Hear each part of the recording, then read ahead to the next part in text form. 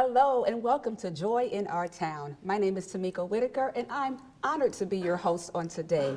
The Bible says, train up a child in the way that he will go, and when he is old, he will not depart from it. The Bible also tells us that children are a blessing from the Lord. And I'm excited today because our segment with Kim Harvey, co-founder and executive director of Angels and Dove Incorporated, we're going to talk about something very near and dear to my heart and many of your hearts, children. How awesome is that? Not only children, but also bully prevention and bully awareness. Thank you so much for being with us today. Thank you very much. And we're honored to have you. Oh, thank you. So let's just get right in and talk about some of your experiences. What are you seeing as some of the issues that we're facing with our children? Well, I'm still seeing the fact that a lot of children are bullied and that a lot of our youth are actual bullies. And until I go into the school and work with them and train them, they're really not aware that they are actual bullies until they hear me speak about the traits and the definition. Then they realize, oh my gosh, maybe I am the bully, and maybe my heart really does not want to be the bully, and I didn't realize I was harming other people, and I don't want to harm other people. So really, it's a beautiful thing. It's transitioning the child to realizing that their words and their actions can be so harmful that they didn't even know they were doing. Such great awareness. Yeah. And I'm really happy that the people who are watching us today are able to glean from what you have to offer, because maybe back in the day we may have considered bully being one thing. Right. But what are you seeing with this generation that we're dealing with today as different forms of bullying? Okay, that's a great topic right there. And there are many adults that need to understand that bullying is still around. It is very, very real, and it's very harmful. And bullying right now is not teasing. And there are still some adults that think, oh, bullying is just teasing. I did that. I let it roll off my back. But bullying is a psychological imbalance of power. And it's a situation where our youth become bullies most of the time because they're being bullied by somebody else. Kids really don't want to be bullies. Now, maybe there's the 1%, you know, like with any demographic that you're looking at and measuring. Yes. There is a percentage of our youth that do want to be mean for whatever particular reason, but the majority, the 99%, they don't want to be the bullies. They're just acting and reacting to maybe something that's happening inside their own home, or something in their neighborhood, or on their bus, or in the hallway in school. So they're actually taking on those traits and protecting themselves by becoming a bully. Wow. So you travel, obviously, and do. you have assemblies and opportunities to kind of meet with these young people from K through 8, K through 12. 12, Okay. yeah. So in that experience, what have you found that have been some of the causes of someone to have bullying actions?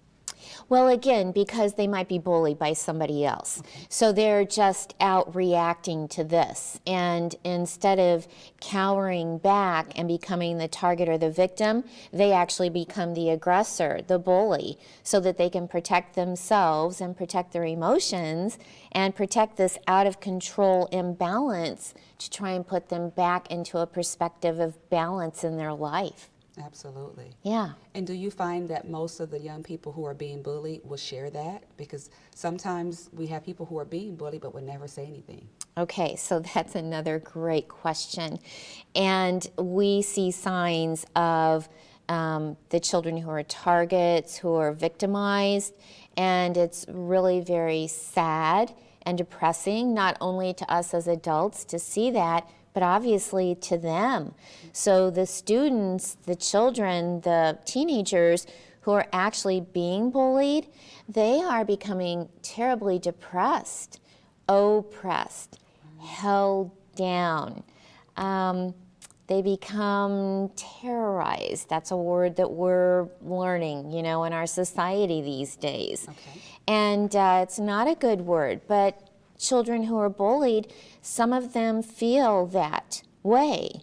They feel like they can't even walk into their school without that overwhelming fear of being made fun of, embarrassed, humiliated, degraded. Absolutely. So they live in overall fear, and that's a terrible thing.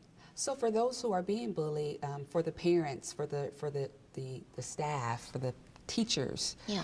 What can we look for? You mentioned some signs. Are there any particular signs that we should be aware of, that we should look for? Yes. First of all, the most obvious. When a child tells somebody that they're being bullied, oh, please let your ears hear those words. They are not making that up, and they are afraid. For a child who's being bullied, it's highly embarrassing to them because after a while, they actually take on the traits that the bully is saying to them. So if you hear words of degradation over and over and over, you finally take on those traits, especially if you're a weaker person or you're a more quiet person or you don't know how to defend yourself. So we need to help empower them and tell them, you are loved, you are good, you do have skills, you are special.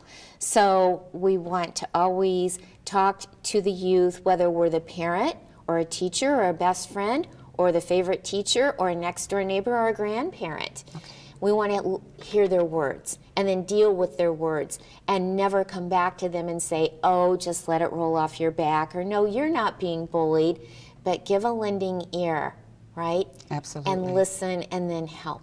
So out of the abundance of the heart, the mouth speaks. So you're talking about words having power. Let's talk about that. As you and I both know, our words are so powerful. Yeah. So just a couple of positive words to a child in the morning before they step out of your house.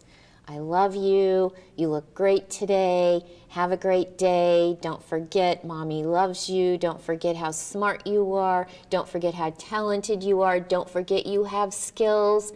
Give your child or a child a positive message to wear on their shoulders all day long so that they're sustained throughout the day. Absolutely. Yeah. Kim, society, I mean, there are so many things that are going on now that when we were younger, we didn't have to deal with that. That's right. And so one of the things that I want to bring up is social media, the bullying that we see from social media.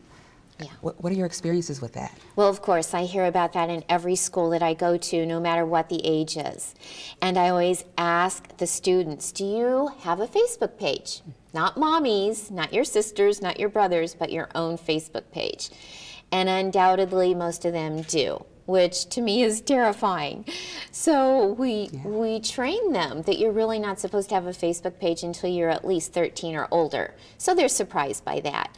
And then we educate them that Facebook can be utilized in a very good way, spreading a good message. Absolutely. Spreading the gospel, right? Yes. Or in their situation, in their age group, it can be used in a harmful way. So we let them know. If they are afraid of Facebook, one of the first things to do may be remove the page or at least make it private, just for family, so that you can share good experiences within your family segment, but you're not putting yourself out there for bullying from outside sources. Absolutely. Wow. Thank you for sharing that.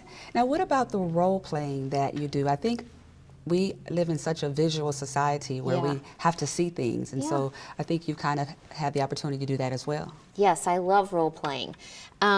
Every school that I go to, I have my mascot, which is a bull with a halo over his head. So it's a fantastic visual, cuddly situation for our students to see me role play with a mascot. Absolutely. Because whether they're 18 or 8, they love the mascot. And all of our sporting teams have mascots, so it's a great icebreaker. So we bring in the bull, and then I always bring students up to work with me. I'm highly interactive. I want these students to know I love them. I'm not there to slap anybody on the hand. Absolutely. Right? If somebody's a bully, my heart goes out to them. I don't think they're being a bully because they want to be. I'm not mad at them. I want to show them I love them. I want to help change them.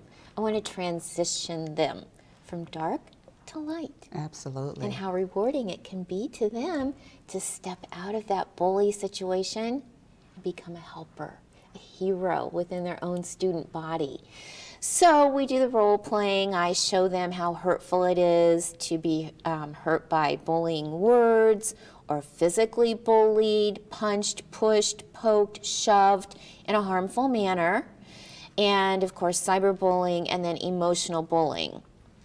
So the role playing is highly effective. And of course, the students love it. But more importantly, they all learn from it. Absolutely. Yeah. Yeah.